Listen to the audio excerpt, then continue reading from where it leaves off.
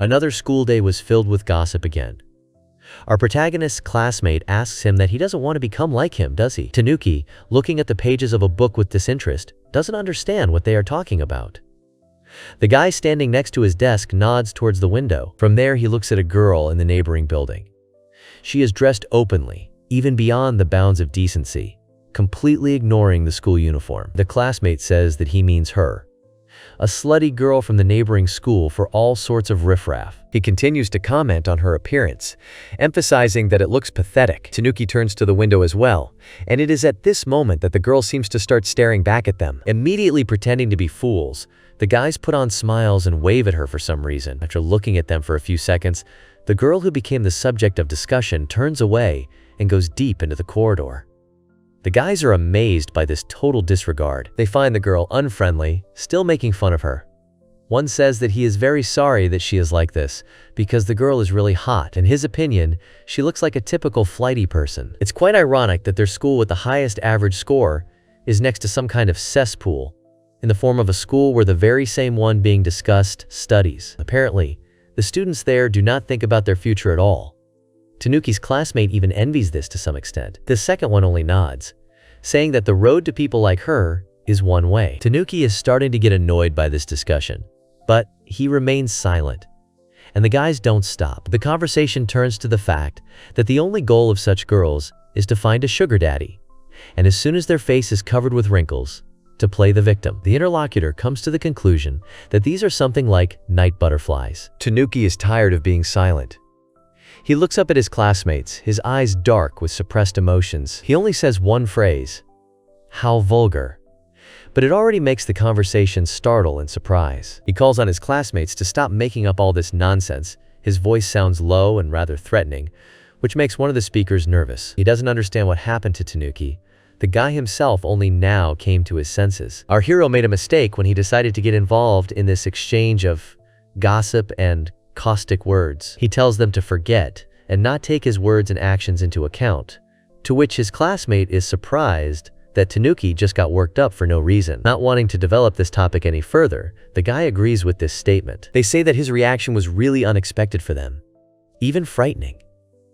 But the truth of the situation is that Tanuki is hiding something from his classmates. A paragraph in the book he is currently reading states that a family is a group of people with close blood ties. After a long and boring school day, Tanuki finally returns home to a gray multi-story box, so similar to all the others nearby. He takes out the key and is about to bring it to the keyhole, but the door, already opened from the inside, beats him to it. His sister stood in front of him.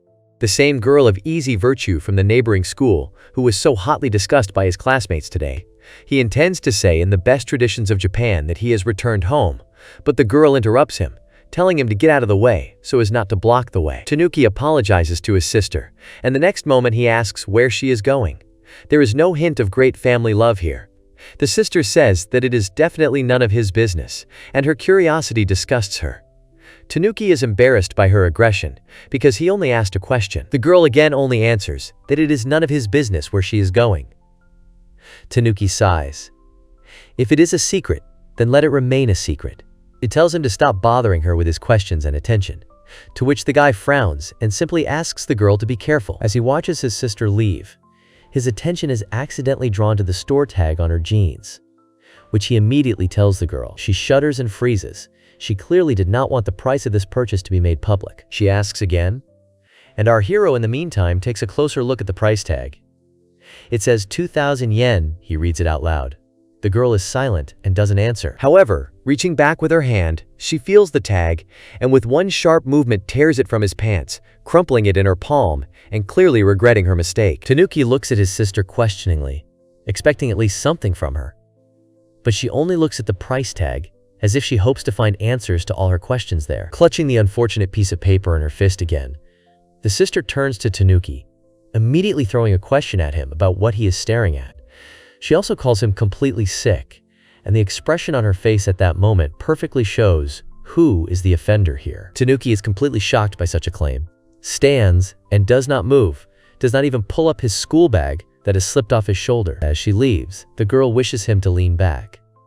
Our hero does not understand at all what is wrong with her. but still watches her. The girl's cheeks flushed from how shameful and stupid the situation was at the same time. Meanwhile, Tanuki tells that there are rumors among the schoolchildren that his older sister is an impudent prostitute. However, he and his sister are not blood relatives, which immediately becomes noticeable and obvious as soon as you put them side by side and compare them. They are so different, not only in appearance, but also in character. That evening, Tanuki hangs out at his friend's house. They are busy doing their school homework, until our hero decides to start a conversation about a topic that interests him, breaking the silence. His friend immediately asks him what he wants. Taking on a thoughtful expression, putting the tip of his pen to his chin, Tanuki asks, what does his interlocutor think family is? The friend replies that family is family, and whether it is better or not, no more, no less.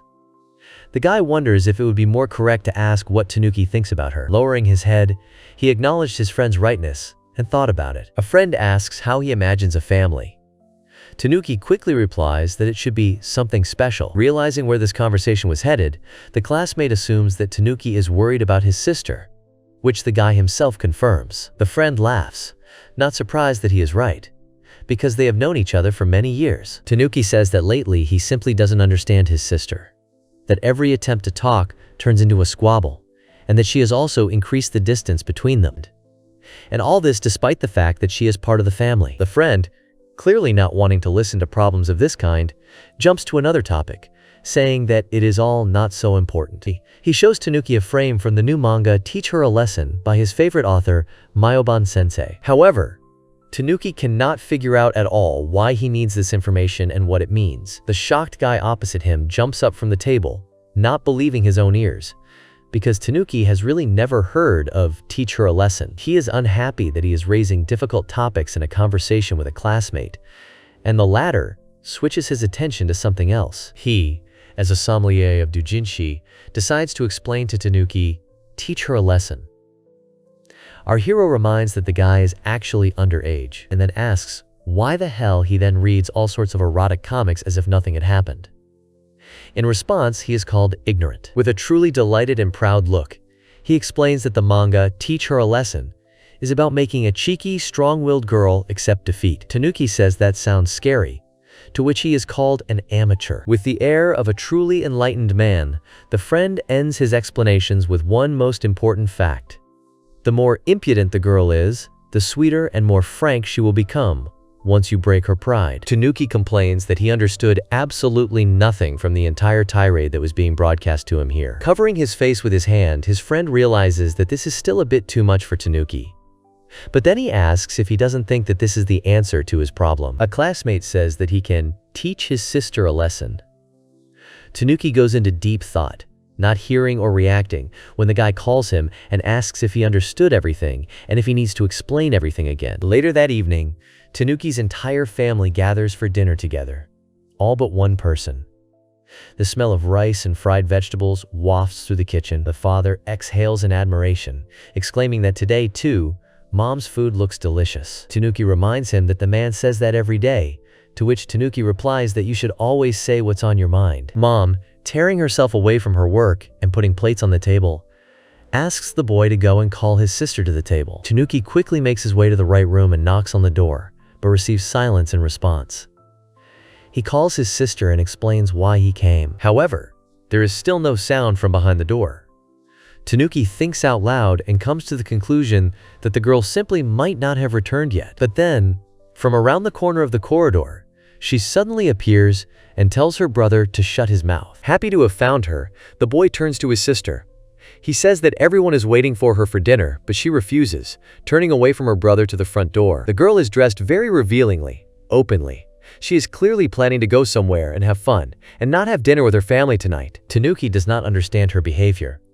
He asks the reason for her refusal, because before, they all gathered together at the same table all the time. The girl is irritated by his actions, his persistence, his curiosity. She asks why they always wait for her like that. Tanuki is surprised by such a strange question, because in this situation, everything is obvious. It's because they're family. His words, which just flew out of his mouth, hang in the air. They make the girl freeze. Without opening the door to the street, she's depressed and even upset inside from this attitude towards herself. Is she really part of this family? A shadow falls on her face when she bows her head. It's all infuriating. Turning to the guy, she replies that they are not a real family anyway, so it makes no sense. Our hero freezes, silently watching her. The way he stares makes the girl tense, and she, not at all politely, almost orders him to stop. The guy asks where she goes again in the evening looking like that. However, she again becomes aggressive, saying that she does what she wants. Tanuki looks at his sister with an unblinking gaze. His face is clenched with suppressed irritation. Her behavior is simply unbearable. Every word is an insult, an attempt to humiliate. He thinks only about how to teach his sister a lesson in his own way. Meanwhile, someone's apartment is far from empty today. The noise of voices, laughter, and shouting will clearly keep the neighbors awake for a good part of the night. It is here that the youth have arranged gatherings with alcohol and all sorts of not-so-good entertainment. One of the guys tells the other not to overdo it with the amount of alcohol, because no one will bother with him later. Kono, our protagonist's sister, is clearly uncomfortable here. She is silent, pursing her lips, and only looking at the can of beer in her hands. This is not hers at all, but for some reason she is here. One of the guys calls her a bore, for which she immediately apologizes and says that she doesn't really like it. They tell her that at her age, 21, it's time to get used to it. The guy bets that Kono will get drunk anyway, which she quietly confirms. Someone from the group asks both guys who spoke to her to take it easy and not to overdo it, because it was very difficult to drag Kono here. In response, he is sent away. The conversations between them continue, but the girl does not get into the essence of it. The brunette, smoking a cigarette, throws his arm over her shoulders, pressing her closer and urging her not to break down. Apparently, he, like everyone else, has heard about her reputation as an accessible girl. The guy says that even if she doesn't like the drink, if you swallow it all in one gulp, you won't really feel anything. He's clearly not talking to her, but to her chest, judging by where his gaze is directed. His palm is also dangerously close to that part of the body. The second girl in this company emphasizes all this, noticing how he's leaning on Kono. The blonde guy sitting next to her chuckles, saying that he must be big-chested. The brunette tells them to shut up, because they clearly don't care what's going on, or what might happen soon. The girl grabs his hand and lifts it up, removing it from her body. Her head is down, either from embarrassment or shame. She says that perhaps this kind of behavior is too much. Her gaze is a little worried, and sweat appears on her body. However, the guy is not satisfied with this arrangement. He immediately becomes gloomy, changes his attitude towards Kono. He asks if she hasn't yet realized where exactly she ended up. The girl looks around, shuddering at how her perception has changed. The brunette doesn't just speak, he almost orders, mocking her so she can sense the atmosphere. Kono is scared. She's probably regretted many times that she came here, feeling only discomfort. Meanwhile, he continues to talk, either directly to Kono or just thinking out loud, that she is so impudent and is just a little lucky with her appearance, that this is exactly why they hate her at school. She stands out from the rest. He calls her an idiot, saying that someone like her can't even drink. He invited her here, and she suddenly decided to play hard to get with him? The girl convulsively squeezes the tin can with her fingers, giving in to the manipulation and pulling her head into her shoulders from the pressure. She pours an entire can of beer into herself, closing her eyes tightly and drawing her eyebrows together, as if that would help. Everyone around her hooted approvingly, urging the girl to continue. They start pushing more alcohol on her, encouraging her and motivating her to continue. The world is spinning before the girl's eyes. Her head is getting heavy, and her thoughts are getting confused. Someone's voice is muttering very close by that she is sweet and completely out of her mind right now. The guys who remained at the table are clearly happy about her inadequate state. The blonde guy who spoke earlier is filming Kono on his phone, saying that she absolutely does not know how to drink. Kono is already lying on the floor, completely unconscious, unable to open her eyes. The guys are talking among themselves, and during their conversation, it turns out that the rest of the company has already moved to the next room to have sex. This means only one thing. It's time for them to have some fun too. Still hearing them and feeling the heaviness of the atmosphere, Kono tries to get up and says that it's time for her to go home. However, they won't let her just leave, that's for sure. The brunette grabs her hand, letting her know that she's not going anywhere. Another second, and she'll understand. For which she had actually been invited here. She was already flushed from drinking, She doesn't tolerate alcohol well and gets drunk quickly. Her entire body was covered in sweat. The sweat was running down, soaking her clothes. She was almost a limp doll in their hands. Taking her face in his hands, the brunette says that Kono's appearance is the only thing he likes about her. It must be really bad when even your peers hate you, and that's how it was. The guys discussed Kono's character and appearance, and inside they felt the desire to possess her, and the girls were jealous of something, condemned, insulted. The conversation turns to the information the boys know about Kono, namely, that the girl apparently has a younger brother. But rumors have it that the two are not blood relatives at all, but merely half-brother and half-sister. Someone whistles, saying that the boy is definitely drooling over Kono. He's so lucky to have a sister. The doorbell rings, and they all freeze. Apparently someone ordered home delivery, but no one was notified. The guy with the phone is sent to check who's there, but he refuses, arguing that he doesn't want to go anywhere. And why would he even? The brunette makes a scary face, as if any minute now he might punch him in the face a couple of times for such disobedience. The blonde gives in without a fight, deciding not to start a conflict, and goes to the hallway to the door. There he looks through the peephole, wondering out loud who has come there. As it turns out, it's Tanuki. He introduces himself as a courier who brought an order for the company, and grabs the door with his hand, clearly intending to go inside the apartment. The guy inside is initially surprised if it's too late for delivery, but then doesn't comment. The delivery turned out to be a gorgeous sushi set, for which they probably paid a lot. There were some with salmon, and with shrimp, and with tuna, with caviar, with a mix of red fish. In general, for every taste and color. The guys admire how cool and delicious it looks. They will definitely eat their fill with such quantity. The brunette asks who ordered such expensive sushi. Still gloomy, Tanuki answers that the customer is Mrs. Kono. Everyone immediately laughs, calling her a good girl and saying that at least there is something cute about her. The group starts eating. They drink, smoke, and discuss the girl again. How she is a simpleton and will do anything she is asked to do, and how funny she reacts, despite the fact that her buddy screwed her. And yet she still fed them. Or so they think. Tanuki looks more and more like a thundercloud with every word they say. Noticing that the guy is still standing like a pillar in the middle of the room, the company hurries to send him away. However, Tanuki says that he still has to pick up something important.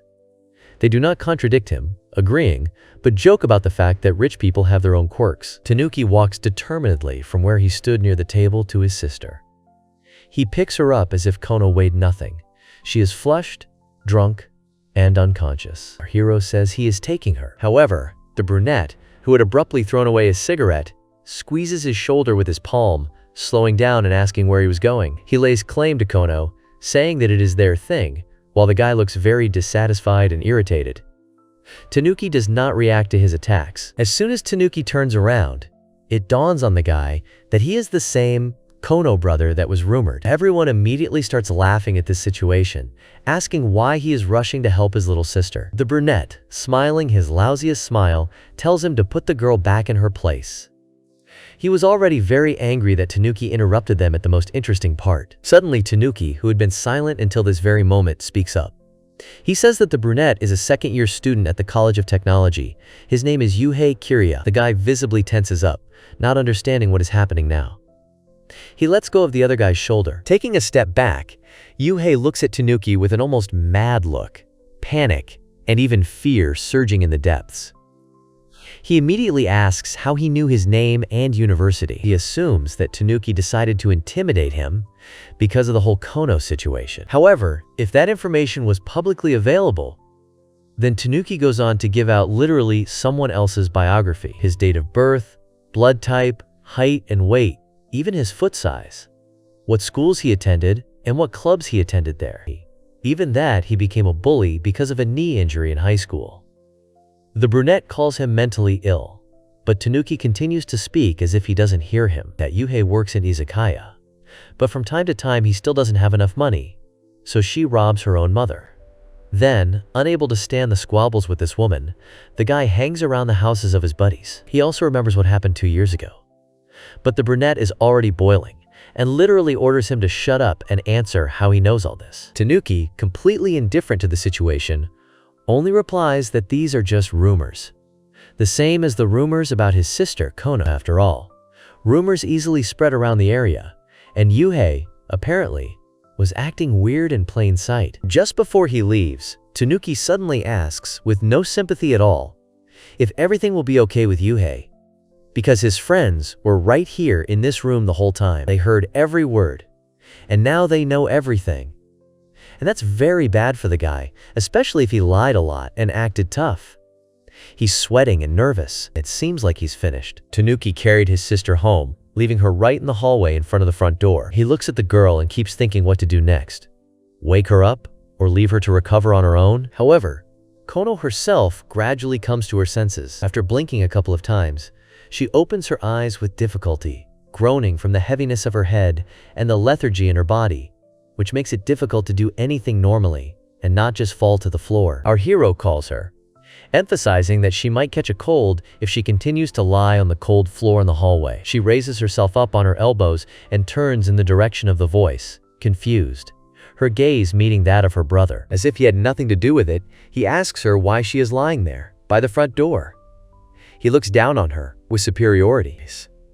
She, holding her head in pain, as if that could help, only replies that it is none of his damn business. However, our hero still hands the girl a bottle of water so that she can cope with the intoxication easier, and so that she won't feel so bad after a couple of hours of sleep. He suggests that his sister was given a drink, although she can't stand alcohol. She just turns away from the guy, refusing. Like, she doesn't want water right now. Tanuki looks at her with incomprehension but remains silent. Why this stubbornness? And yet he leaves the bottle on the floor next to Kono, after which he says goodnight and goes into his room, hiding behind the door. If he wants, he'll drink. She, embarrassed by the situation, remains sitting in her place. A moment later, Kono actually reaches for the water, examining the object in her hands and seemingly still hesitating to act. Somewhere deep inside, she is touched by this concern from her brother, but the girl will never show it on the outside. Kono tries with all her might and tries with each of her hands, but she still can't open the bottle to quench her thirst. The cap doesn't want to give in at all. It feels like it's been glued on with super glue. She's angry that her brother didn't open the damn bottle for her before he went to his room. She realizes that she's wasting her time on something stupid, so she gets to her feet and walks unsteadily down the hallway, where she hears a knock on her door. Tanuki, with his back pressed against his own door, had been listening to what was happening in the hallway all this time. As soon as his sister disappeared and became quiet, he thought about the situation. This was still not enough to teach her a lesson. In the morning, the apartment is calm and relatively quiet. The only noise is from the washing machine in the bathroom. It's not surprising. The weather outside is wonderful, just right for washing. Kono is sitting in the bathtub. She looks extremely worn out, sleepy, and a little tired. Her eyes are closed and she looks haggard. A bad dream and the alcohol she drank in the evening are taking their toll. She puts her head on the edge of the bathtub, involuntarily swaying the water with her body movements, and looks at the ceiling. Either he or herself asks the girl how she ended up at home yesterday. She remembers all the horrible moments of yesterday. The girl who invited her to this house party. UK, who pestered her and got her drunk. Their discussions and subsequent actions. She was tricked, and she allowed herself to be cornered. Kono drank and ended up in danger. The girl remembers the goodnight wishes, the bottle of water thoughtfully left on the threshold in front of her. And she remembers how Tanuki leaned over her in a strange house, saying that he was taking her with him. And these memories make something inside stir. She also remembers her blissful smile at that moment when she felt safe in the arms of strangers and loved ones. In such an unconscious state, she trusted him. Kono, having assumed a more sitting position in the bathroom, remembers the smell. Now she is sure. As if wanting to get rid of thoughts and guesses, and also to bring herself to her senses immediately, she splashes water on her face several times. Because of this, the hair gathered at the back of her head gets wet. But now, it doesn't matter. The mere thought that her younger brother would come into someone else's apartment without a second thought and save her from being harassed, when she had treated him so badly all this time, makes her feel strange. Her face turns red, either from embarrassment and shame, or from the hot water. This is all just a selfish excuse for her. She is enraged by these thoughts, these feelings, this situation with her younger brother. Everything is too confusing and incomprehensible. It defies logic. Today is also a school day. Tanuki's four-eyed friend calls him to lunch during the long break, to which he agrees, but gets ready very sluggishly. A classmate hurries him and shouts at him, calling the guy to the roof. He is very fussy and active, and also curious, judging by the fact that he has accumulated quite a lot of questions that he would like to ask Tanuki. However, Tanuki himself does not understand what, in fact, is being discussed. Already on the roof, having laid out his bento, a classmate stutters that he has heard rumors about a certain sushi incident. This is an incident in which our hero saved his sister from a bunch of university womanizers. He immediately asks if it is true, to which Tanuki replies that his friend is well informed. The answer is an exclamation that rumors spread quickly enough. The guy is burning with some kind of inspiration and excitement. He jumps up to Tanuki and asks quite loudly if he has already taught his sister a lesson.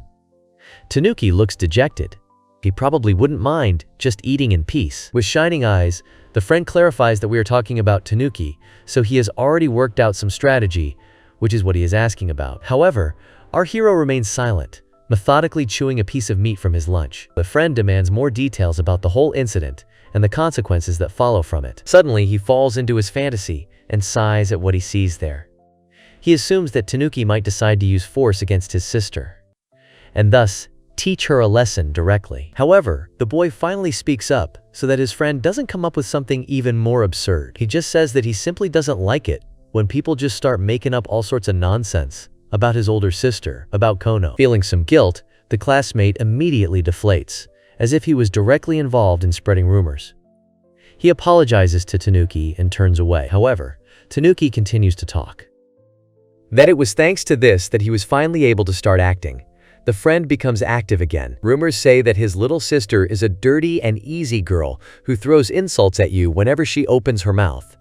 And that's how she always appears to Tanuki himself. But the guy knows her as a timid, driven, and easily influenced girl, the same as always. And seeing through her, he manages to use her surroundings, brainwashing, trauma, control. If I use force, it will be hard to tell her something like, "It's good that you opened up." After all, if I break a strong thread with force, it will not be possible to return it to its original state. The classmate agrees with Tanuki's reasoning. That's why our hero made a different decision. He will keep his distance from his sister and gently push her so that she will change herself later. He intends to teach her a lesson at any cost. Find out about her surroundings, then think up a strategy, and ultimately use her lousy surroundings. The friend even wonders if Tanuki is really capable of pulling off something like that, to which he receives an affirmative answer. After all, this is the only way our hero can teach her a lesson. The classmate is at a loss from the look with which Tanuki says these words. A pimple appears on his cheek from the tension. He didn't think that his friend would be able to go so far and approach her so seriously. He asks about that situation. Does that mean Tanuki really did break into the womanizer's apartment? He thinks that sounds too bold for Tanuki. Our hero looks away as if he's embarrassed and only says that he just wants his sister to be happy. After all, Tanuki says, his sister became like this mostly because of the influence of people in her social circle. So he began to observe. The friend emphasizes this, saying that this is how the guy came to the decision to completely isolate Kono, but Tanuki calls this formulation rude. In other words, the classmate calls all this psychological nippatory. His eyes are again glowing with delight, as if he is seeing the best manga plot in reality. However, Tanuki looks at him strangely, and frankly does not understand what kind of nonsense he is talking about. Tanuki asks if he was listening to him at all, to which his friend smiles and answers in the affirmative. Immediately after that, he laughs and calls the guy a bad boy. Tanuki's cell phone rings in the back pocket of his school pants, so he gets distracted. It's his mother calling. The woman apologizes for calling like this in the middle of his school day. However, she says that she just panicked over the situation that happened. Tanuki notes that this is indeed rare for her.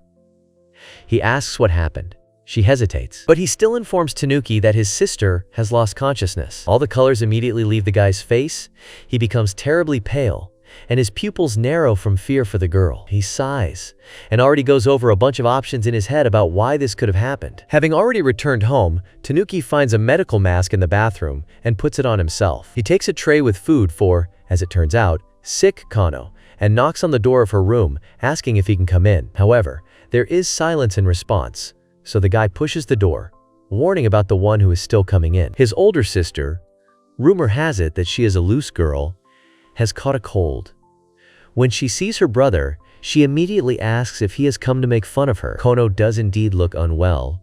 Her face is red from the heat, However, Tanuki only says that his mother trusted him to bring the okayu. She refuses, but the guy knows that she hasn't eaten anything since yesterday, so she simply needs to eat now. Kono says that she didn't ask him for anything, and in general he is noisy, disturbing, and annoying her. Tanuki again bends his line, because without normal nutrition, he is unlikely to get better. As if wanting to scold her, Tanuki asks if she is the one who got sick because she went out for a walk at night wearing a terribly revealing outfit. She tells him to shut up and looks away. She knows that her younger brother is right now. He worries about her health again. He reminds her that she probably hasn't eaten anything since she got drunk, although she should have eaten and taken some medicine. Kono interrupts his speech. Her voice is weak and quiet. The girl asks why he's doing this. After all, they're not real brother and sister. The futile attempt to hold back her tears failed. Kono turned her back on him and tried to keep her voice from breaking. In this house, she felt like a piece of trash, unrelated to anyone by blood. She did what she wanted and showered Tanuki with insults. It served her right now. Why did he, Tanuki, always resist? He listened calmly to everything she said. Or rather, she poured out her soul, shared her experiences. And he told her that phrase again. It couldn't be any other way. Because they were a family. And Kono froze in a daze again, hearing this. Her eyes light up for a second, but all she says out loud is how Tanuki pisses her off. Somewhere inside, it gets warm. Tired of just standing there, the guy says that if Kono doesn't want it, he'll eat the okayu himself. However, the girl's voice is completely unintelligible, which is why he asks again. She turns around again, grabs her brother's sweater with her hand and, looking straight into his eyes, answers louder, with passion and a little embarrassment, that she will eat this food. They remain silent. They just stare at each other. Neither of them seem to expect Kono to do this, so impulsively, like never before, as if she understood what the problem was. Or was there a problem? She looks at her hand, still clutching the fabric of her clothes. And then she lets go of her brother, pressing his hand to her chest. She apologizes for what happened. But Tanuki suddenly starts laughing, and even through the mask his joyful smile is visible. It is noticeable by the relaxed and raised eyebrows, by the closed eyes, that intonation with which he sighed in relief. She looks at him with incomprehension. Tanuki starts to fuss about whether his sister will be able to eat herself. Of course, she is weak now because of her illness. Then he comes up with the option of feeding her and immediately offers it to his sister. Kono can't help but chuckle slightly at this picture. Tanuki looks at her in surprise. The girl looks away. Her face is relaxed, and her mood has clearly improved. There is no trace left of the past worries. She says that she can handle it herself, and her brother's fussing irritates her. But there is no negativity in her words anymore. While the correction process has reached 38%. In the school staff room, one of the teachers is looking through the personal files and documents of his students. He stops at Kono's documents, where she doesn't look like herself now in the photo. He is indignant that this girl left the future goals part of the form blank again. His gaze is strange, almost wild, as he looks at her photograph and the crisp lines of the printed letters. He comes to the conclusion that perhaps he should steer Kono in the right direction. This is Hisho High School in Hiroshima Prefecture. A correspondence school, by the way, located in the very center of Hiroshima. It is the school next door to the school where our main character, Tanuki, studies. And it is here that his older sister, Kono, studies. By the way, she is already in class now. The teacher is telling the next topic, inviting you to get acquainted with it on the pages of the textbook. You need to go to in-person classes here from 3 to 6 days a month. The lessons are taught by teachers responsible for each subject. The lesson was going as usual.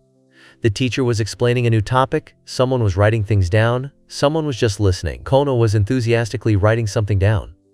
This school is open to everyone who is 15 years old or older. There is no gender division here. Both boys and girls can study. It is a fairly free place. There is no strict dress code. You can wear any clothes, without the need for a school uniform. Also, students choose their own subjects, which gives them the opportunity to do what they are really interested in. Finally, the lesson is over. The girl leaves the classroom and heads for the stairs to go down and drop her report in a special box. The corridor is crowded. Students are rushing about their business.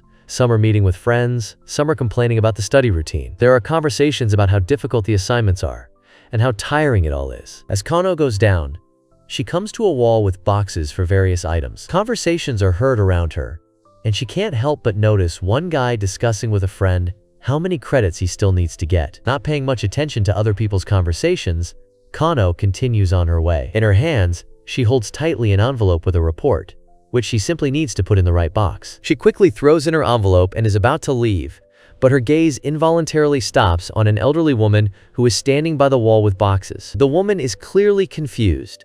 She is trying to find the right box, shaking her head in different directions, and clearly does not understand where exactly she needs to throw the envelope. The woman says generalized Japanese out loud several times, addressing only herself. Kono looks at the grandmother with pity, who looks completely confused. The woman is clearly worried, anxiously looking around the boxes, and her confusion is growing with each passing moment. It is obvious that she is worried not only because she cannot find the right box, but also because time is running out and the lesson is about to start. She whispers under her breath, as if blaming herself for the fact that because of this situation she will be late and will not be able to get to class. Kono notices her anxiety and, without thinking, approaches the grandmother. The girl gently points to the desired cell and asks if this is what she is looking for. The old woman, with joy and gratitude in her eyes, looks closely and confirms with a smile that this is the cell. She sighs slightly in relief and adds that she could not find it because of her short stature. Kano smiles back. Since the cell was quite high, Kano, without thinking, offers his help, intending to help the grandmother throw the envelope there. The old woman, noticing this, smiles and jokes that there is no need, she can do it herself. The last thing she needs is young people taking care of old people in high school. But Kano does not listen to her and, despite her protests, takes the report from her hands. Without giving the grandmother a chance to object, she deftly throws the envelope into the right cell, as if it were her own task. Kano smiles brightly and says with a sincere attitude that these are all excuses from old people, and that she is actually very happy to help. The grandmother looks at her with gratitude and smiles too, but before she can even utter a word of gratitude, a man appears from behind. He quickly approaches them, as if he is ready to intervene in the conversation. It turns out that the man who was previously unhappy with Kono's documents is none other than her homeroom teacher, Hiroshi Higashioka. He stands with folders under one arm and the other comfortably resting on his side. Higashioka notices them with their grandmother, smiles, and, coming closer, turns to Kono with interest in her well-being, since the girl has not appeared in his lessons for a long time. Kono is a little confused, but confidently answers that everything is fine now, since her family helped her recover. Teacher Higashioka, hearing this, nods with relief, but then adds that he was very worried that Kono might have to repeat a year due to illness. A smile remains on his face, but it looks a little unnatural.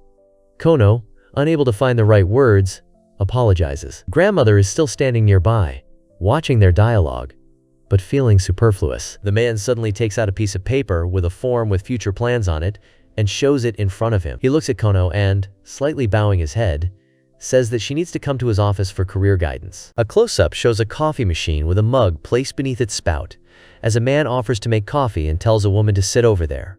She agrees. The scene shifts to a wider office view where a man named Kono is addressed for not showing up despite calls.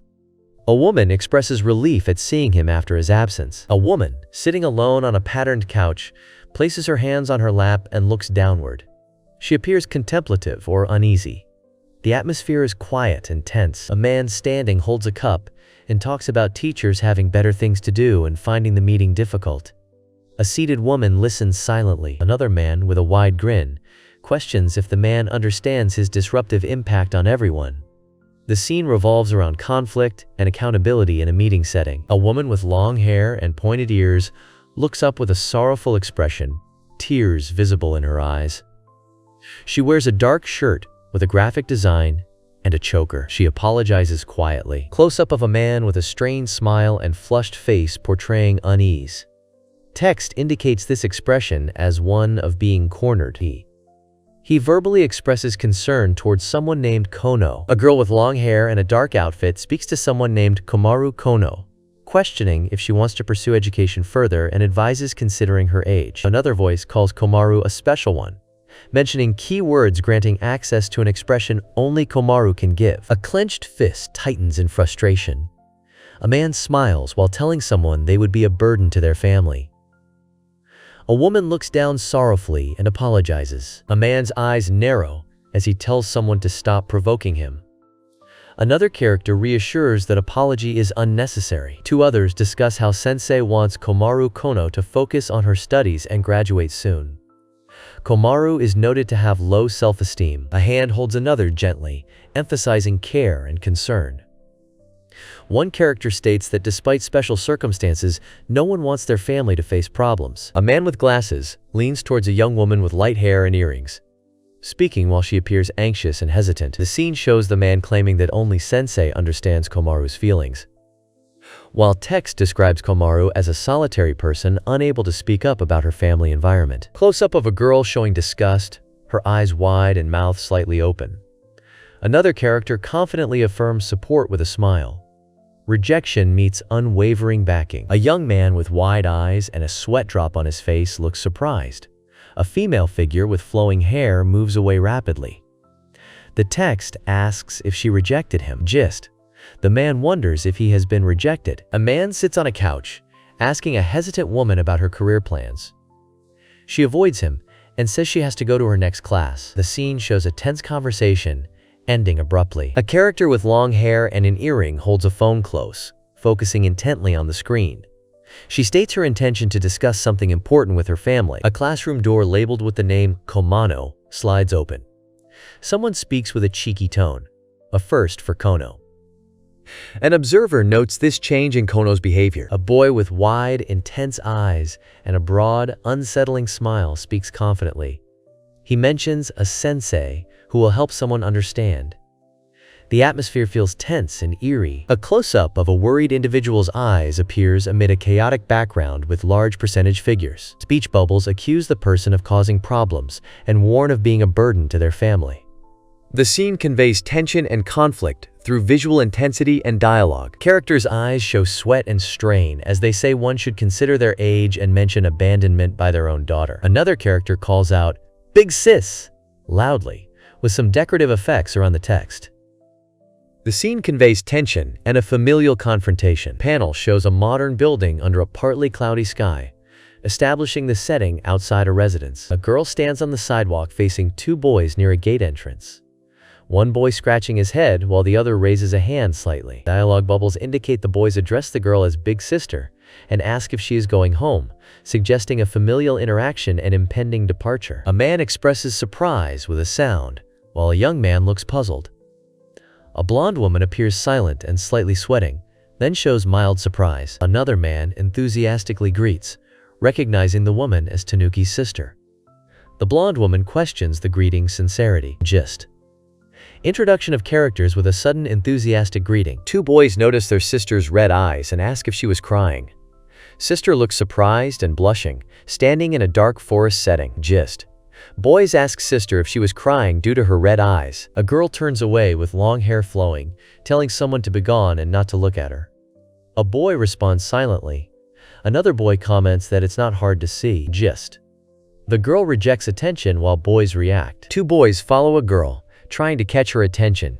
She tells them to stop following her. They mention different directions and routes to the house. The girl insists on being left alone. A young woman with long hair and a patterned top looks sideways with a focused, tense expression. A man carrying a backpack falls backward, shouting in pain or surprise. He is off balance, about to hit the floor. A boy asks a girl if she is okay, showing concern. The girl reacts with slight confusion. Another scene shows a boy on the ground addressing a standing girl as his best friend's sister, seeking recognition after an unspecified time. A young girl with a bob hairstyle and casual clothes stands near a bed, looking concerned. She asks if the person lying down is okay, calling them a kind older sister. The person on the bed seems weak and tries to respond, showing a fragile state. A person with glasses and slicked back hair speaks about celebrating a reunion after many years.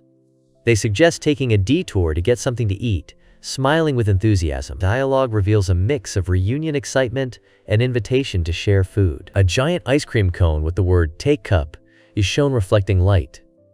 Below, 4 people stand or walk near a building with large windows and vending machines. The scene contrasts the oversized cone with everyday street life. 3 characters stand together. One man wearing glasses eats a large ice cream cone enthusiastically. Another man in a suit comments on his daring choice. A woman quietly observes, holding a box. A girl with long hair and a patterned dress looks down while a boy with short hair speaks to her about something melting. He urges her to hurry, calling her a dummy. A female character bites into a treat, showing a focused expression. Another female character and two males stand nearby. One male comments on the treat's crispiness. Characters react to the taste with various facial expressions and sounds. A young woman holds a melting ice cream bar, her face flushed and sweating. She looks distressed, saying she can barely eat it now. She mutters a frustrated expletive, showing discomfort. Woman dismisses a spill while a man reacts with surprise and confusion, holding an iced drink in his hand in a cafe setting. They exchange brief dialogue about the spilled incident. A girl looks uneasy and questions why she would have something like a handkerchief. Several characters stand outside a building discussing if someone has a handkerchief. The scene focuses on a brief, tense exchange about the availability of a handkerchief. A woman with short hair looks surprised as a hand extends a small envelope decorated with a bunny sticker toward her. She asks what, reacting to the unexpected gesture. A girl refuses an offer, saying she doesn't need one while holding a bag. A boy looks at her calmly, observing her reaction. Three young people interact.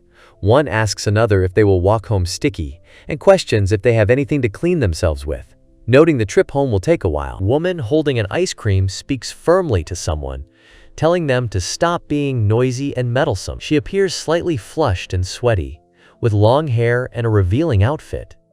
The scene captures a moment of confrontation and assertiveness. A girl reacts with surprise and anger, a vein visibly popping on her cheek as she questions someone's clumsiness. Two boys stand nearby, one with a calm expression, the other shocked and covering his mouth. A girl and a boy are conversing. The boy criticizes the girl for poor habits like leaving tags on clothes, catching colds from inadequate clothing, and messiness with ice cream. The girl objects, insisting that's not true at times like these. A young man tells a young woman that expressing true thoughts is acceptable while they walk, both facing away from the viewer. The scene emphasizes honesty in communication. A young man smiles confidently and assures with a "no problem," while another person with glasses looks on in surprise. The scene shows calm assurance and unexpected reaction. A character with glasses reacts with surprise and blush. Another character calls them dumb. A group of four talks. One denies laughing, and another calls them silly. Three characters discuss a plan involving a tanuki and one san. One character, determined, gestures emphatically, while another looks confused. A third character stands quietly in the background. One character forcefully puts their fingers in another's mouth, claiming it's how to make someone understand. Another character angrily tells him to shut up. Someone else notices the commotion, prompting a warning about the two of them. A woman with long hair and pointed ears extends a bag towards someone, instructing them to take it and go home first. She appears serious and slightly anxious. A young woman with long hair wearing a form-fitting outfit stands at a doorway.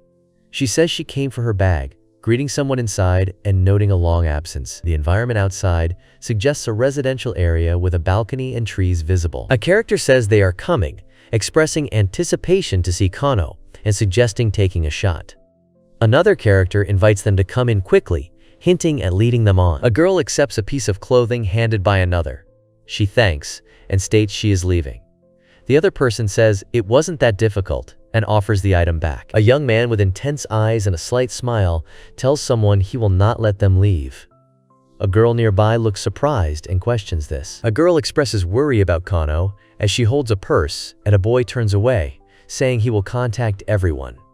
They suggest meeting later to drink together after a long time. The scene shows concern and plans for reunion. A character questions their actions and the repetition of their behavior. The scene shows their profile and a phone on the floor. The gist is the character's frustration with monotony. A message asking about plans to get home appears on a phone screen. A person responds with hesitation, stating they don't want to face their weaknesses again. They confirm their plan is to return at night. Character laughs softly while a person with long hair looks downward. A phone screen shows a message about having hamburgers for dinner and a caution to be careful and return safely. The essence is the concern and casual interaction around dinner and safety. Woman tears up while speaking about a man's insistence and mentions having a family. She shows emotional struggle with flowing hair and teary eyes. Gist: she reveals emotional difficulty caused by his insistence. A girl with long hair and a choker looks quietly to the side in the first panel. A boy speaks while standing on stairs. A girl kneels before him in the second panel. He says that Kono is popular, and everyone said they'd come tonight because of her. One character suggests having fun to pass the time, smiling as they speak. Another character rejects the idea and announces they are going home, raising their hand as they turn away. Two characters appear side by side, both showing shock. One has unique ears and the other visible scars. Both respond loudly with the word, "What?" The scene captures surprise. Man confronts woman at room entrance after she announces her departure.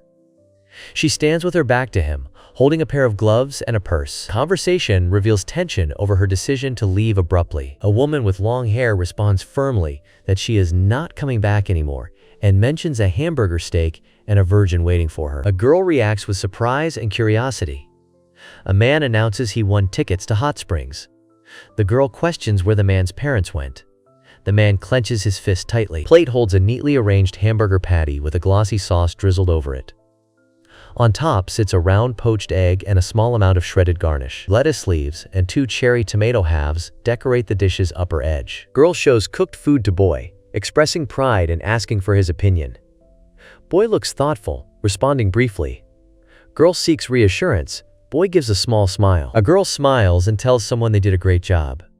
A boy looks surprised and questions what she said. A man holds a dish and says he wants to eat it immediately. A woman assures him she will wash her hands first.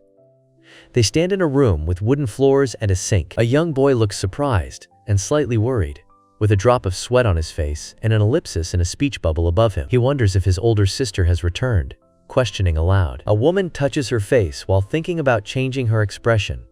She feels regret about her past attitude and worries about someone discovering something. Two characters face each other silently. One says, "Let's eat," while the other shows calmness repeatedly. Calmness dominates the moment. A girl eats meat with chopsticks and comments on its quality. She shows calmness while savoring the food. The scene focuses on her tasting meat and expressing satisfaction. A close-up shows a person observing with calmness, while a woman with long hair and elf-like ears smiles nervously, expressing delight despite a slight sweat drop. The gist is a surprising, calm delight. Two characters sit at a table in a room with wooden flooring.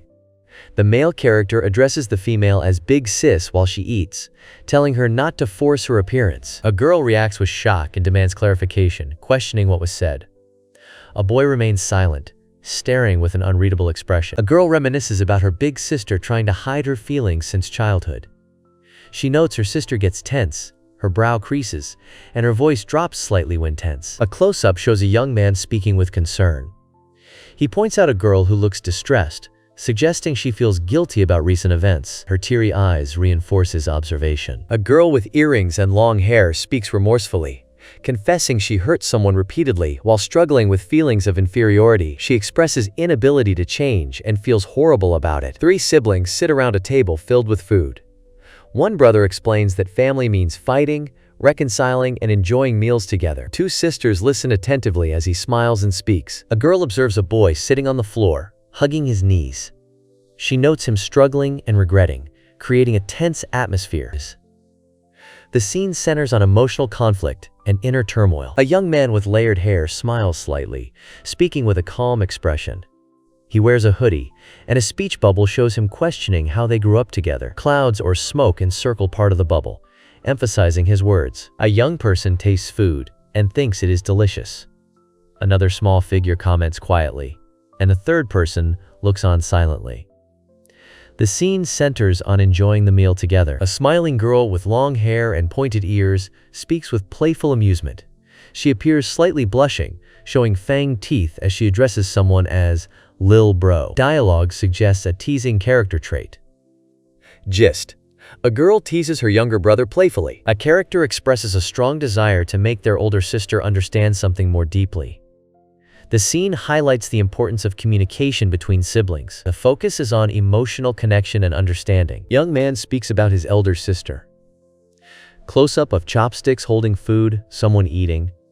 Girl looks surprised and sweating, reacting visually to the situation. A character examines a small photo of Komaru, reflecting on why their kind teacher became a teacher. The focus shifts to a close-up of the character's intense, smiling face with wide eyes. One character smirks while another struggles humorously with chopsticks, claiming they act with a mind of their own. Two characters speak about preparing a meal with Japanese-style sauce, miso soup, and perfectly cooked rice. One character explains buying high-quality minced meat from a nearby butcher. The other reacts with surprise and admiration. A woman with sharp eyes and pointed ears speaks with an intense expression, complimenting someone's cleverness. She stands near a door, wearing a dark top with a high neckline. The scene conveys recognition and surprise. A character informs another that there is a hamburger on her cheek. The surprised character reacts with wide eyes and confusion, holding a fork. The setting appears to be indoors, with a chair and table visible. Two characters sit on the floor talking about a meal. One asks if the other really made the older sister's favorite food and ate it together. The other confirms with a short reply. Man with glasses comments about someone eating burgers every day, while another person drinks through a straw silently with a neutral expression. The speaker acknowledges unexpected action by a third individual. The gist. A comment is made about frequent burger eating accompanied by silent observation. One character criticizes Tanuki for dishonesty. Another admits it would have been easier if only the two of them were involved. A third praises someone for spending savings on their parents' trip and expresses a desire to eat with their own older sister. The gist is about honesty and appreciation among friends. A young man explains his effort to improve his sister's health by preparing a nutritious meal that addresses her appetite, anemia, and recent cold, aiming to strengthen their relationship through shared dining. Two young men sit side by side, discussing a family relationship. One explains the girl is his mother's sister's daughter, meaning they are cousins. The other questions the closeness of the relation and shows hesitance about the topic. A girl calls for Tanuki's attention urgently. Tanuki looks away with sweat and silence. A man starts to explain something. Tanuki responds with a questioning sound. Narration identifies a man named Hiroshi as a passionate teacher. Hiroshi is shown walking determinedly down a corridor. A scene sets up Hiroshi's character with this brief introduction. Two characters stand behind a railing, looking in the same direction while conversing. One questions what a man is doing somewhere, the other explains he manages career guidance at a nearby school. The scene sets a tone of curiosity about the man's role. Two men sit on the floor engaged in conversation, one asking if the other knows Hiroshi Higashoka. The other replies uncertainly, denying knowledge and urging to arm oneself with knowledge. The scene conveys curiosity and caution. A man reads, displayed internet search bubbles highlighting a teacher named Hiroshi Higashioka, praised for his sharp-tongued interview, high public demand, prestigious background, and numerous student achievements. Three characters discuss a teacher's situation. One explains the teacher was transferred after causing trouble. Another asks why the teacher now teaches remotely. A third shows a video of an old interview. A newspaper reveals the identity of a famous teacher, Mr. H. Oka, as a secret abuser involved in immoral, illicit relations with a female student. The article claims a student exposed everything, alleging long-term control by Mr. H. Oka, but denies physical relations. The school refuses to comment, while reporters continue investigating. Hands place a paper bag inside a school bag, with a classroom corridor sign 2A visible. A student questions why things have gone so far, illuminated by surprised expressions. A woman with long hair asks what another woman was doing watching something. Another woman angrily tells her to die and shut up. A woman in the foreground praises the other, calling her great. Shinji Tanuki is summoned to the staff room immediately while standing in a classroom with other students. A student hears an announcement call repeated and asks about the name called. Another student informs that Tanuki was called, prompting a surprised reaction. A person stands in an empty classroom next to a desk, holding a bag, while conversations and rumors about someone causing trouble float around. The dialogue questions the person's involvement and suggests uncertainty about the situation. A young man with short, neatly combed hair looks down with a serious expression and a single sweat drop on his face. He says, "It is an emergency." A young man with glasses and neatly combed hair raises both his thumbs in an encouraging gesture. He wears a vest over a collared shirt and tie. He speaks energetically to someone out of frame. Gist. He motivates others to start. A young man in formal attire looks ahead and responds affirmatively with a simple word. Young man introduces himself as Shinji Tanuki from Class 2As while asking about an important event. He interrupts in a polite manner. The scene occurs in a modern office or classroom setting. A man in a suit smiles confidently in an office setting filled with bookshelves and files. He speaks with anticipation, indicating he has been expecting someone. A young man with short hair smiles while greeting Shinji Tanuki. He wears a light-colored shirt and vest. A person in a suit is seated nearby. The gist is a friendly introduction. A confident young man smirks on the left side, while a muscular, armored figure stands on the right. Text states a showdown between the strongest abuser of history and of today. This sets up a confrontation between two powerful characters. Teacher Hiroshi Higashioka introduces himself to student Shinji Tanuki, emphasizing his dedication to his students and his desire to isolate Komaru Kono. Two men stand in a hallway. One looks forward silently while the other points and says something. Text boxes identify Komaru Kono as a problematic student if that impression remains. Two men meet in a small tiled room, one seated, the other standing. They ask each other about Higashioka and something happening to Tanuki. The scene focuses on a tense conversation about people and events. A male character looks determined and focused, thinking aloud about making a female character understand something important. In the next frame, he reacts with surprise, sweating and saying, "Huh?" A man with an intense expression speaks about adults obstructing him. He explains that Tanuki's housemate is one of their students. Message centers on adult interference in youth matters. Two characters discuss a serious topic involving manipulating minors. One character questions if the other is aware or unaware. The conversation is tense and probing. In a clean, bright room, a man in a suit speaks to a seated woman with a short ponytail.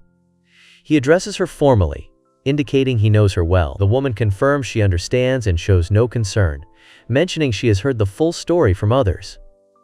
Conversation centers on reassurance and knowledge sharing. A young man with neat hair and a formal shirt introduces himself as Komaru Kono, nicknamed Family, and asks for an explanation of the situation. A man expresses relief that a woman's relatives appear capable after a polite exchange. He approaches with readiness for an important matter, while another person finds the situation decent. A young man confronts another, questioning the purpose of a document labeled as a career hope form.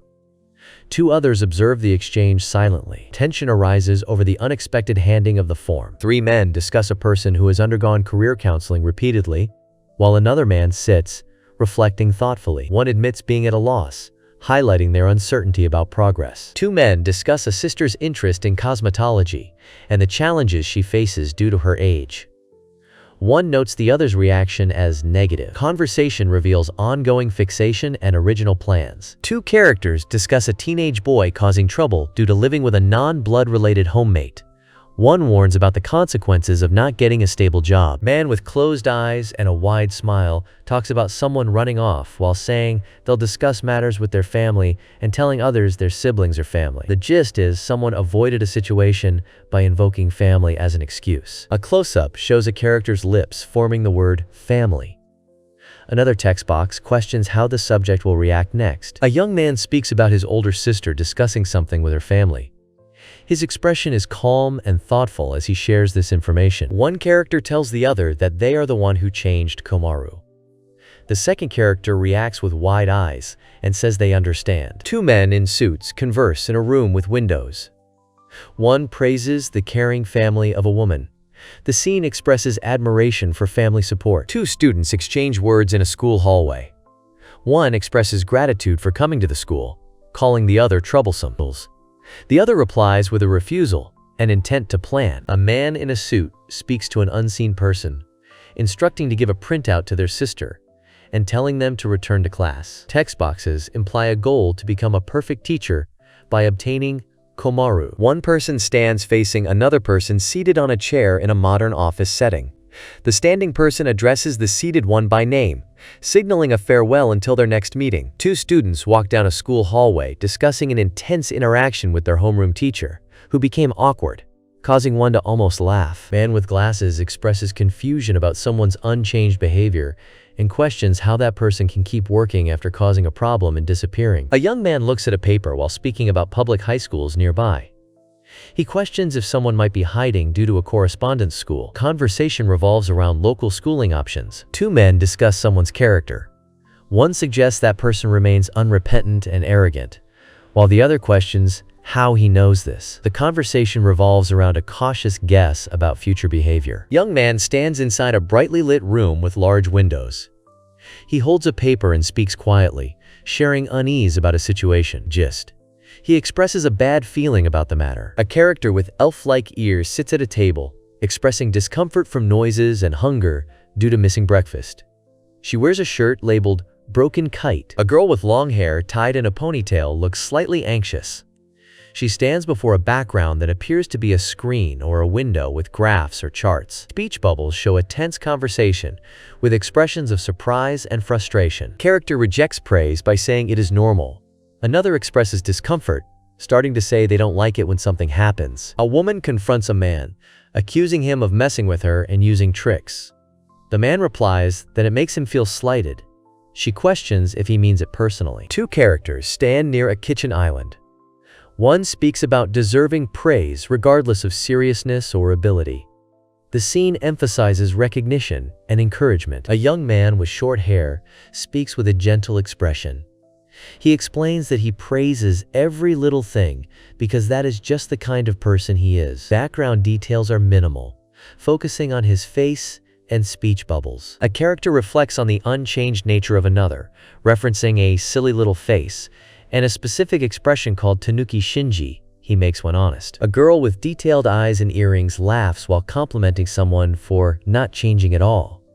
Bright sparkles embellish her expression, adding intensity to the moment. A woman questions the man about knowing a certain name and if something happened. The man responds that the situation is more serious than he initially thought. Gist. They discuss a serious situation involving a name. A girl tells a boy her older sister is clueless about a certain topic. The boy questions why he is involved. She seems surprised by the boy's ignorance about celebrities. A young man looks down, speaking about hearing bad rumors related to Higashoka and his curiosity about them. He then decides not to press the subject further after noticing her reaction. A girl confronts someone, accusing them of hiding something and acting overly considerate after claiming to be great. She calls the other person an idiot. Gist. She suspects dishonesty behind a facade of kindness. One character asks about Higashioka coming to meet the other, and the second character questions why. Two individuals engage in a brief, pointed exchange about a visitor's intent. Two characters discuss someone who has come to see another, with one character questioning the other's indifference to rumors. The conversation implies a focus on loyalty and perception. A character recalls someone saying chasing dreams would burden the family, while another character reveals a dream to become a beautician, highlighting conflict and aspiration. Person expresses feeling abandoned each time they submit a career path form. The form is shown being inserted into a box labeled with Japanese characters. A girl with long hair tied in a ponytail says she cannot trust the career counselor and does not know where to ask for advice. A young woman speaks about job scarcity for recent graduates, saying she must become independent soon to stop troubling her family. She doubts if others believe she can still follow her dreams.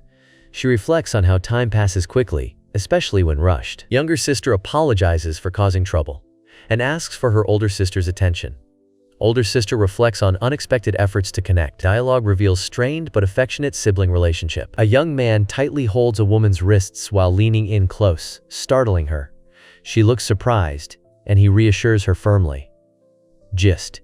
He insists that everything is okay. A boy firmly tells a girl she is not an inconvenience to anyone. The girl appears confused and nervous, with sweat and question marks above her head. The gist is reassurance and concern. Young woman smiles with tears and makes a peace sign.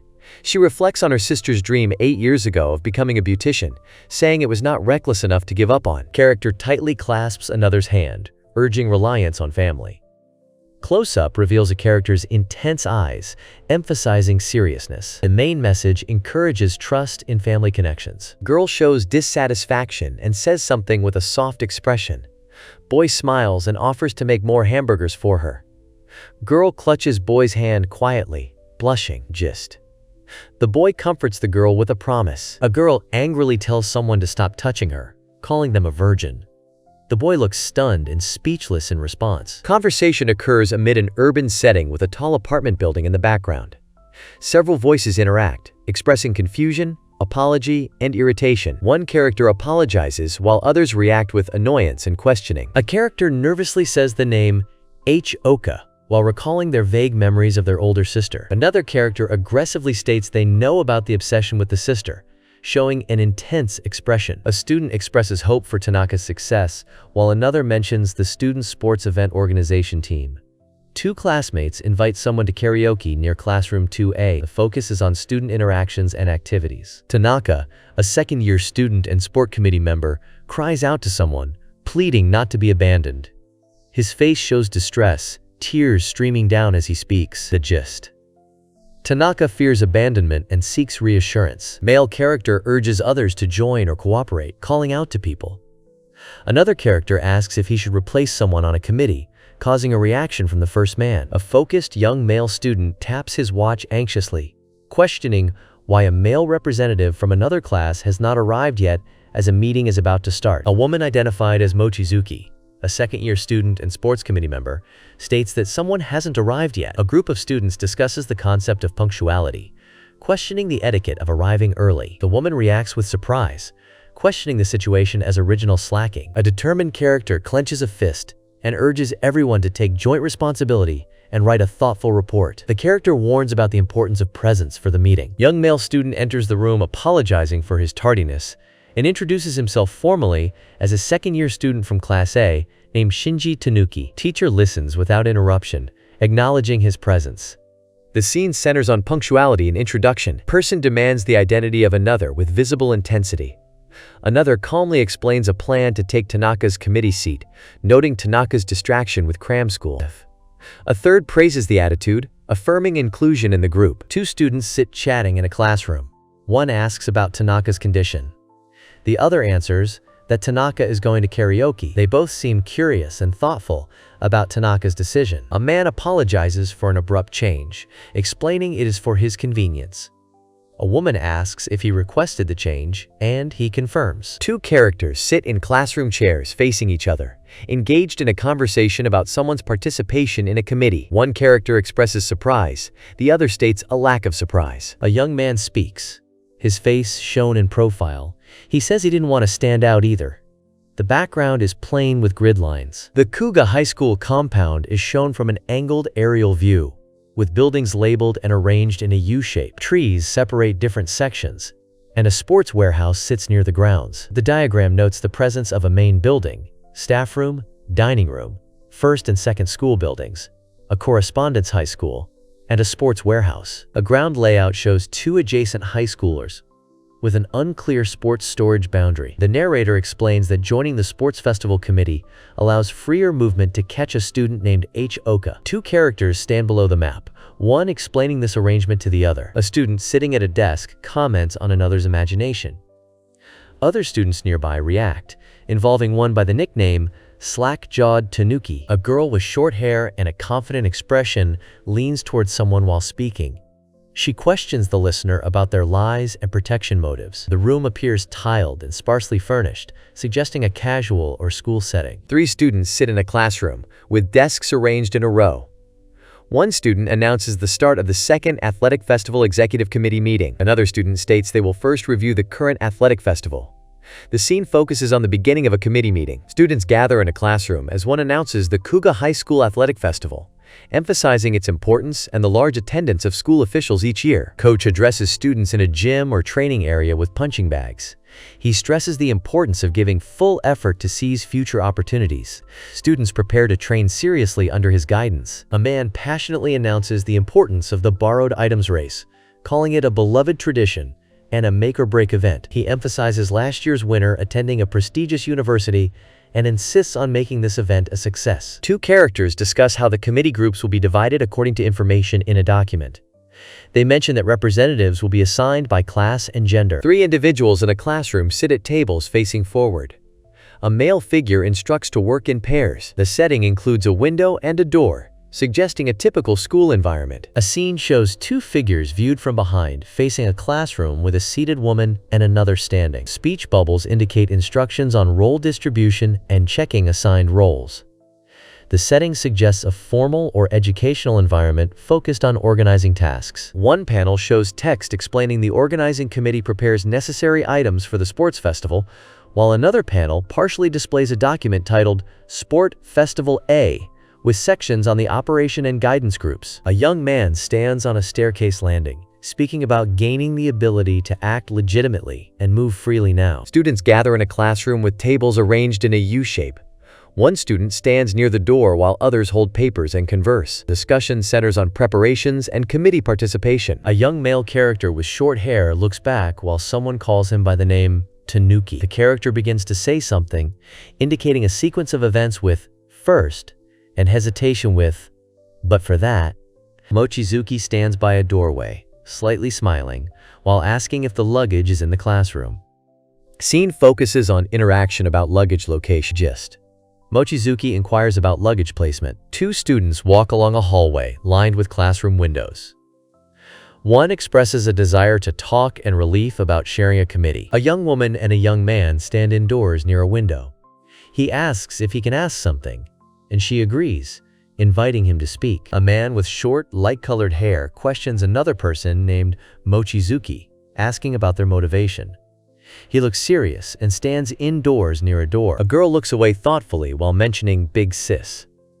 A boy notices a change in her focus, questioning why she suddenly directs her attention to him. The gist is that her focus on him seems intentional and unusual. A girl with detailed eyes and a slight smile speaks, dressed formally in a collared shirt and tie. She says she just felt like being a baddie. The tone suggests a confident declaration. Two characters walk side by side in a hallway as one confronts the other about a secret.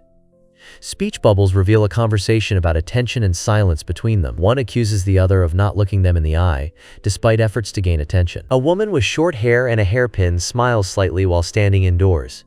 She speaks reassuringly, saying she won't spread gossip. The scene focuses on her confident expression and words. Close-up of a boy's eyes shows deep distrust, as he says he doesn't believe the other person. A girl's close-up follows, showing a subtle smile conveyed with a soft laugh. A boy walks down a hallway in a suit, seen from behind a girl in a school uniform. He looks serious. The girl observes with a faint smile, noting the situation quietly. A confident girl offers a deal to a cautious boy, promising to share a secret. She demands he becomes her lover in return. They stand in a bright, detailed room. A young woman with long, light-colored hair stands in a doorway, looking surprised and slightly flushed. She wears a jacket with a floral emblem and a low-cut top underneath, sweat glistening on her face. Boy with glasses teasing girl about her cheeky remark, standing by a glass wall. Girl hiding behind the wall appears shocked and embarrassed by the comment. Conversation focused on boys teasing and girl's reaction. A young woman with long hair and a sleeveless jacket asks a young man with glasses and short hair where someone is. The man appears surprised and slightly sweating. A boy stands at a doorway facing a girl with long hair. Another girl with glasses talks to a boy wearing a lettered shirt. She questions why Tanuki hasn't arrived yet, mentioning homework. A man with glasses stands against a wall, sweating while thinking about meeting a bright woman years ago whose personality changed after a certain event. He fears upsetting her could also anger a third person named Tanuki. A young woman with long hair and multiple ear piercings invites someone inside while asking if they are hungry. She wears a choker and a jacket over a low-cut top. Her expression combines concern and slight nervousness. A character with glasses excitedly expresses gratitude, while another acknowledges her caring nature, highlighting her as someone who takes care of others. The scene focuses on appreciation and characterization. A muscular monkey wearing a top hat and striped pants punches through a stone structure with a forceful blow. A close-up shows a person sweating and reacting in shock. The monkey delivers a powerful strike called Banana Slamma. Two boys sit on a couch playing video games. One expresses anger at losing, while the other shows calm with a winning message above his head. The scene captures competition and frustration. Two characters play a video game. One nervously insists on winning, while the other calmly reminds it's their 8th victory. Dialogue reveals distraction from a delayed return home, fully absorbed in the game. The scene highlights a tense yet focused gaming moment. A man with glasses shouts angrily, expressing his intent to harm and claiming he won't rest until he does. Another person, calm and curious, asks why he is angry. One character hesitates, while another angrily accuses him, calling him a womanizer. The accused denies any wrongdoing. The accuser curses him by name. A character with glasses cries intensely, declaring a desire for shoujo in their life.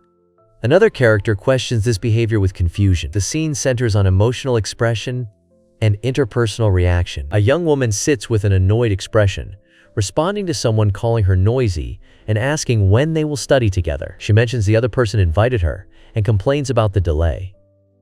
Dialogue shows tension and impatience between siblings. Three people sit together in a room, discussing a situation. One person defends someone living a real life, while another expresses frustration. A third person shows indifference. Three characters appear close together. One asks if they were invited. Another says they've waited the whole time. The scene focuses on their interaction and anticipation. An intense character with pointed ears and a scar commands others to keep their promises, using strong titles. Two small figures respond obediently in agreement. The scene conveys authority and compliance in a sharp exchange. A young man speaks quietly, mentioning acceptance into a committee and a girl's confession. Another character scolds him for being late while he apologizes, and a nearby building is shown with a time caption. Man reacts with shock and confusion to a question from a girl behind him. The girl suggests studying together. Another person warns the girl she won't get out easily. Two characters sit and discuss a secret involving a girl's confession and mention of someone's sister. One questions the need to keep the secret while another responds with curiosity. Dialogue revolves around the arrival and a secret confession. Two young men sit indoors near a table. One wears glasses and a shirt with "erect" printed on it.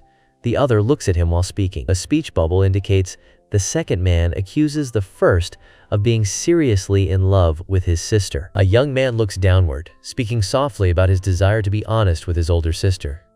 His expression is serious, reflecting sincerity. A young man and a young woman sit side by side, each holding a pen and appearing focused on their work. He looks down at his paper, and she gazes forward with a calm expression. The text between them reveals an internal thought about Tanuki Shinji inside the speaker. A boy shows a golden ball of mud to a woman, who recalls the same boy always playing with mud. Another person looks confused nearby. Three people sit around a table in a room with papers and glasses. One person explains about joining the sports festival and executive committees. Another reflects on what they are doing. A young woman practices speaking, encouraged to relax her shoulders and be natural. She appears focused while trying to gain confidence. The dialogue centers on preparation and composure. Two people sit across from each other at a table in a modern kitchen. One asks if the other could come see something next week. The setting appears casual but focused.